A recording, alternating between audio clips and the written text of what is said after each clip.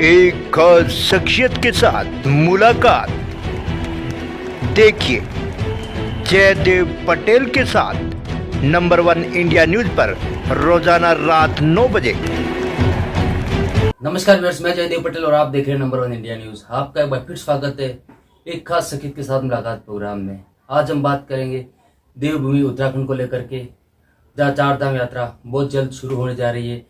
ऐसे में यात्रा कब शुरू होगी और इसको लेकर क्या कुछ खास इंतजाम किए गए हैं, तो पूर्व जिस प्रकार से जो आपदा के वजह से जो इंसिडेंट सामने आए इसे दोबारा नहीं हो, इसको क्या सुनिश्चित किया जा रहा है उत्तराखंड प्रशासन की तरफ से। इन तमाम मुद्दों बात के लिए हमारे साथ खास सामान है उत्तराखंड डिजास्टर मैनेजमेंट के साथ साथ सामान्य प्रशासन के मुख्य सचिव विनोद कुमार सुमन। विनोद कुमार सुमन जी, आपका बहुत स्वागत आज मेरे प्रोग्राम में।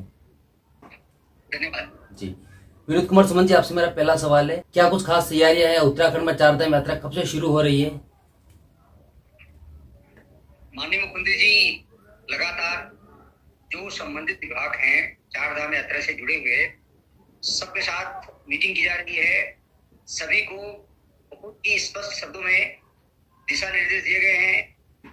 किस विभाग को क्या काम करना है बताया गया है इसके बारे में, और यह भी निर्देश दिए गए हैं कि विगत 10-12 वर्षों में 15 वर्षों में उत्तराखंड में किस किस प्रकार की आपदा आई है, किस तरह से हमने उसको मैनेज किया है, कैसे हमने सफलता पाई है, ऐसे कौन कौन से पहलू थे जहां पे हम असफल हुए, ईमानदारी के साथ विभाग उसका मूल्यांकन करें। जो कमियां रह गई हैं, क्यों कमियां रह गई हैं, उसके बारे में एनालिसिस करें, और एनालिसिस करने के बाद अगर वो आपदा दोबारा उस तरह से आती है या उससे बड़ी आपदा आती है तो कैसे मैनेज करेंगे, उसके लिए प्लानिंग अभी से कर लें। प्लानिंग के साथ साथ क्या उपकरण चाहिए उसकी व्यवस्था कर लें, किस तरह से मैन पावर की व्यवस्था करनी है, कहाँ कहाँ डेब्यूट करना है उसके बारे में कर लें, जो उपकरण है उसको कैसे संचालित किया जाएगा उसके बारे में विधिवत अभ्यास कर लें, ताकि आपदा के समय किसी प्रकार की दिक्कत न होने पावे।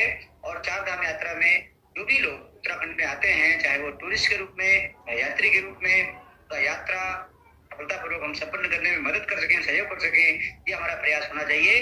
और इसी को काम करने के लिए माननीय मुख्यमंत्री जी द्वारा निर्देश दिया गया है। जी विनोद कुमार सुमन जी, अगर हम बात करते हैं चार धाम यात्रा को लेकर होने वाली मॉक ड्रिल को लेकर किस तरह खास तैयारी की गई है और इसमें कौन कौन से युवाओं को सम्मिलित किया गया है? 24 अप्रैल को मॉक ड्रिल का आयोजन भारत सरकार के द्वारा एनडीएमए के द्वारा कराया जा रहा है। इस मॉक ड्रिल में हम लोग विभिन्न तरह के सिनेरियो क्रिएट करेंगे। जैसे कहीं मान लीजिए भूकंप आ गया, इस तरह से हम अपना सीन क्रिएट करेंगे। कहीं रास्ता ब्लॉक हो गया, कहीं भूस्खलन हो गया, कहीं बाढ़ आ गई, कहीं बिल्डिंग कोलैप्स कर गई, कहीं आग लग गई, कहीं वनों की आग लग गई। इस तरह से अलग अलग जनपदों में, एक जनपद में 2 या 3 प्रकार की आपदाओं का हम एक सिनेरियो क्रिएट करेंगे। इस तरह से आपदा आई है, फिर हम देखेंगे कि किस तरह से जनपद के द्वारा, वहां के अधिकारियों के द्वारा रिस्पांस किया गया है, किस प्रकार से काम करने का प्रयास किया गया है, क्या उपकरण है, उनका जो मशीनरी है, मैन पावर है, किस तरह से ट्रेंड है। उसको देखने के बाद फिर जो कमियां रहेंगी उसको हम उनको इंगित करके बताएंगे कि आपने ये आपका रिस्पांस था, अगर इसको इस तरह से करते तो बेहतर होता, हम बताएंगे।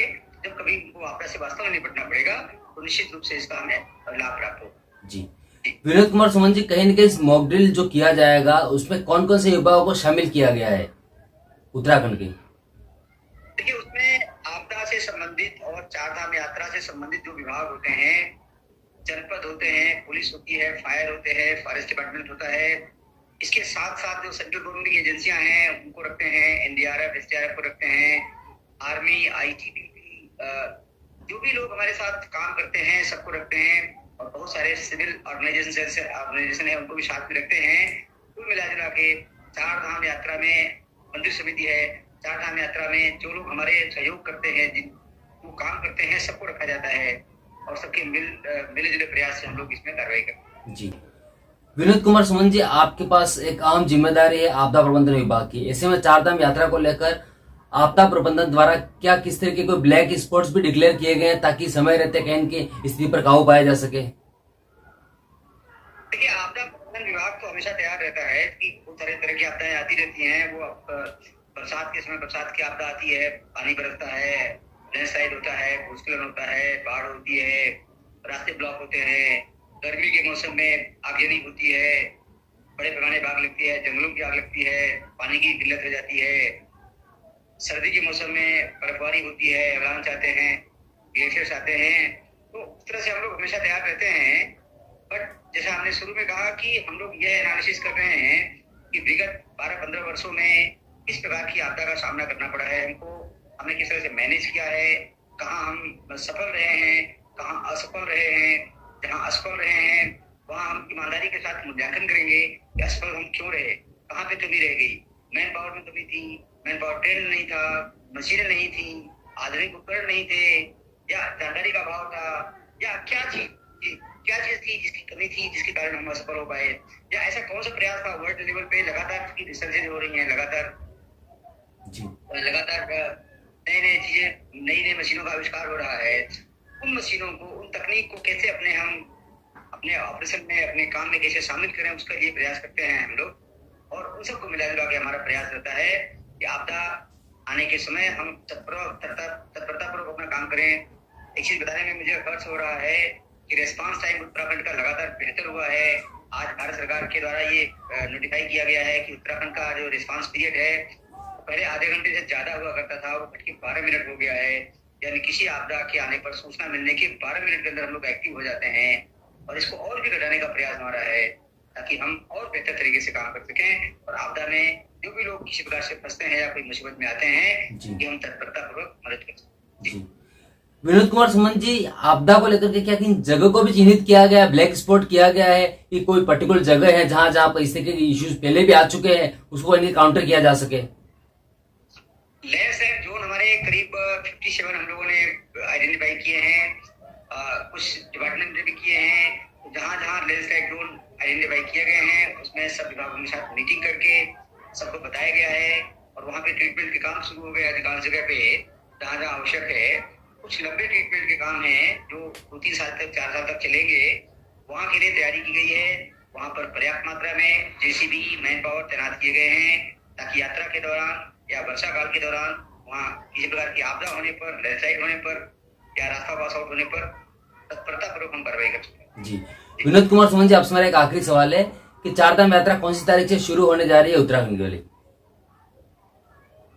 देखिए, अभी गंगोत्री का 30 तारीख से है, 2 तारीख को केदारनाथ जी का है, फिर मई में है 4 तारीख को बद्रीनाथ जी की।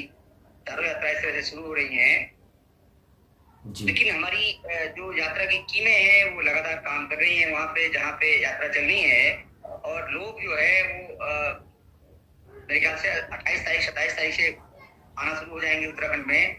और जाने में 2 दिन लगता है, 1 दिन लगता है, किस माध्यम से जा रहे हैं, प्रकाश दिन आदमी रुकता है, रजिस्ट्रेशन ऑफलाइन के माध्यम से कराते हैं, वो जाते हैं, उसमें टाइम लगता है, इस तरह से जाए। जी विनोद कुमार सुमन जी, आपने हमारे लिए समय निकाला और महत्वपूर्ण जानकारी हमारे साथ साझा करी, उसके लिए आपका बहुत बहुत धन्यवाद।